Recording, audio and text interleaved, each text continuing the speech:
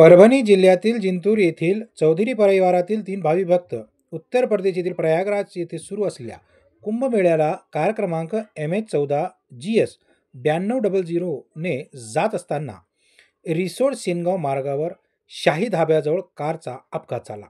ही घटना दिनांक 25 जानेवारी रोजी सकाळी 6 वाजताच्या दरम्यान घडली. सदर कार चालकाचे नियंत्रण सुटल्याने रस्त्याच्या कडेला नालीवर जाऊन अडकली. मात्र सुदैवाने यामध्ये कोणालाही इजा झाली नाही. सदर घटनेमध्ये कारचे मोठे नुकसान झाले आहे. रिसोड सेनगाव मार्गावर शाही धाब्याजवळ दुर्घटनेची मालिका सुरूच आहे. एका पाठोपाठ एक या ठिकाणी दुर्घटना होतच आहेत. रिसोड सेनगाव राष्ट्रीय महामार्गाचे काम सध्या सुरू आहे. अत्यंत संथ गतीने सुरू असलेल्या या रस्ता कामामुळे दुर्घटना होत आहेत असे नागरिकांचे म्हणणे आहे.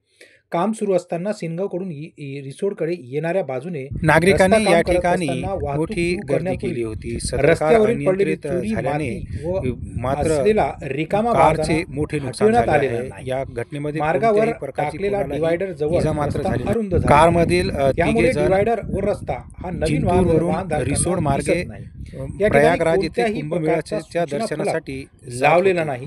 पहाटे 6 वाजताच्या दरम्यान अंधार होता. या ठिकाणी डिवायडर सदर दिसला नसल्याने कार अनियंत्रित झाली व रस्त्यावरील पडलेल्या इतर साहित्यामुळे सदर कार ही थेट नालीच्या वर चढली.